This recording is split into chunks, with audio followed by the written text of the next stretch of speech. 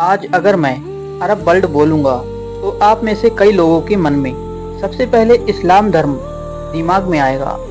इस्लाम इस पूरे सब कॉन्टिनेंट की पहचान बन चुका है, जो कि यहाँ का डोमिनेंट धर्म है। जैसे कि यूरोप में ईसाई धर्म है, इस्लाम वो जरिया था जिसने अरब के लोगों को दुनिया भर में फैलाया। इसने दुनिया के सबसे ताकतवर साम्राज्य को इस्टेब्लिश होने में मदद की।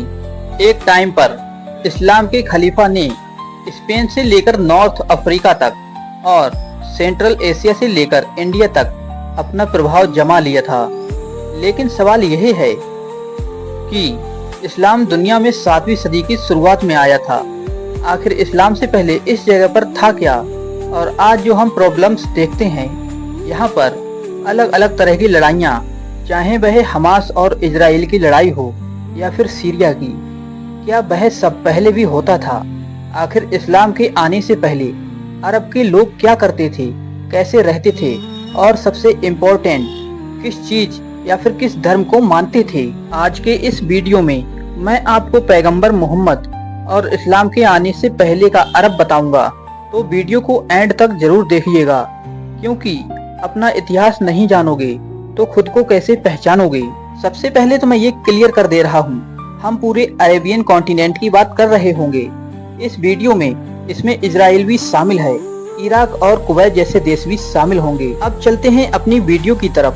तो इस्लाम से पहले का अरब एक घुमंतू समाज था, जहाँ पर सैकड़ों ट्राइब्स रहती थी और एक जगह से दूसरी जगह पर मूव करती रहती थी। इन ट्राइब्स को वहाँ की लैंग्वेज में बेदन ट्राइब्स कहा जाता है। इसमें से कुछ ट्राइब्स आज भी अरब की ट्रेडिशनल लाइफ स्टाइल को फॉलो करती हैं और यहाँ पर काफी पावरफुल भी मानी जाती हैं। उस टाइम पर ये ट्राइब छोटे छोटे एरियाज में रूल करती थी और इनका कोई बड़ा एम्पायर नहीं था, जैसा कि यूरोप में रोमन एम्पायर और बाइजेंटाइन एम्पायर हुए थे। उस टाइम पर अरब का यह एरिया एक तरह से रेगिस्तान था, जहाँ कुछ होता ही नहीं था। यहाँ पर ट्राइबल रूल था। ये ट्राइबल कोई ऐसी वैसी ट्राइब्स नहीं थी, बल्कि इन्हें लड़ाकू ट्राइब्स माना जाता था। ये सारी ट्राइब्स आपस में इतनी ज़्यादा लड़ती थी कि इन पर कंट्रोल करना बेहद मुश्किल था। इसलिए ना तो रोमन्स यहाँ पर कब्जा करने की कोशिश कर पाए और ना ही बाइजेंटाइन एम्पायर के लोग इस पर कब्जा करना चाहते थे। यह बेहद ब्रूटल ट्राइब थी, जो खेल खेल में अपनी जान तक दे देती थी। इसीलिए इन लोगों को लड़ाकों की तरह रोम और बाकी जगहों पर भर्ती किया जाता था। यह सेनाओं में अपनी सर्विस दिया करते थे और अलग अलग फ्रंट पर इन्हें लड़ने भेज दिया करते थे। इन छोटी छोटी ट्राइब्स का कोई नियम कानून भी नहीं होता था, जो इनके लीडर्स कहते थे वही फॉलो किया जाता था। इनमें कुछ बेहद खतरनाक ट्राइब्स भी थीं, जैसे कि हनीफा ट्राइब, कुरैश ट्राइब और किलाब ट्राइब। यह सारी की सारी ट्राइब्स यहाँ की पावरफुल ट्राइब्स मानी जाती थीं। अब यह लोग अपने जानवर और अपने परिवार को लेकर इधर उधर घूमा करते थे और टेंट में रहते थे। उनकी सोसाइटी बहुत ज्यादा अलग थी और अगर उन सोसाइटी में किसी एक शख्स की इज्जत नहीं होती थी तो वो थी महिलाएं, क्योंकि ये सारी ट्राइब्स बेहद पैट्रियकल थी, यानी कि यहाँ पर मर्दों का राज चलता था। औरतों को बस बच्चे पैदा करने का जरिया माना जाता था और उन्हें एक तरह से बोझ समझा जाता था। और अगर लड़ाई में कहीं कोई हार जाए तो महिलाओं पर कब्जा करने को एक तरह से एम्बेरसमेंट समझा जाता था।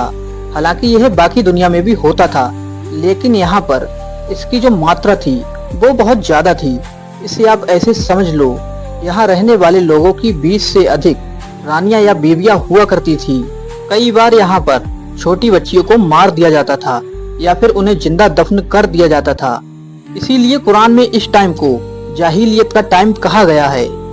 कई लोग इस्लाम के आने से अरब की महिलाओं के लिए बेहद पॉजिटिव मानते हैं, क्योंकि उनके हिसाब से इसके बाद महिलाओं को कुछ अधिकार मिल गए थे। ये तो उस समाज की बात हो गई।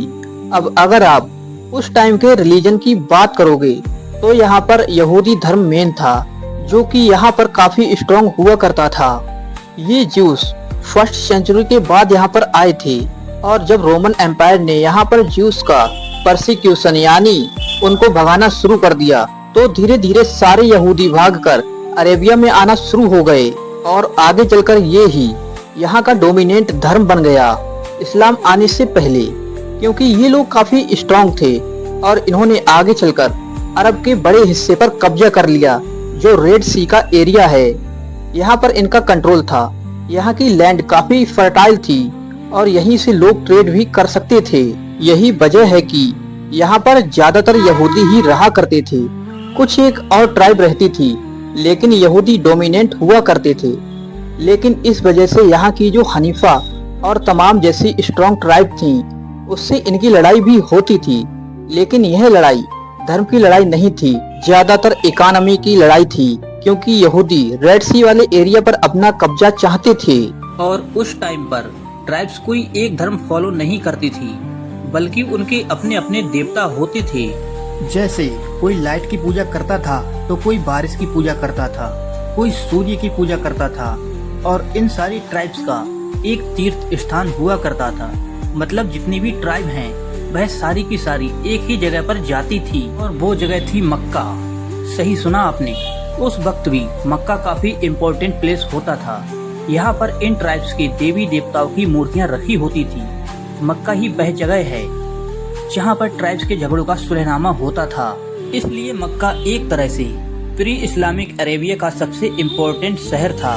और यह तो आप भी देख रहे हो कि आज तक यह शहर बेहद इम्पोर्टेंट है। यहूदियों के आने से पहले मक्का पर कुरैश कबीलों का कब्जा हुआ करता था। यह पूरे प्री इस्लामिक अरेबिया की सबसे स्ट्रॉन्ग ट्राइब थी, और यह कुरैश ट्राइब हबल देवी की पूजा करते थे, और यह इनकी काफी इम्पोर्टेंट देवी मानी जाती थी।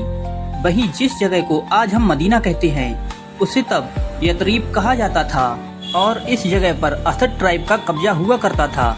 लेकिन पहली सदी में जब यहूदी यहाँ पर आए तो उन्होंने मदीना यानी कि यतरीब पर कब्जा कर लिया। इसके आसपास औस और खजरा नाम की ट्राइब्स भी रहती थी। इन ट्राइब्स में आपस में बहुत बनती थी, क्योंकि इसके पीछे का रीजन था बिजनेस।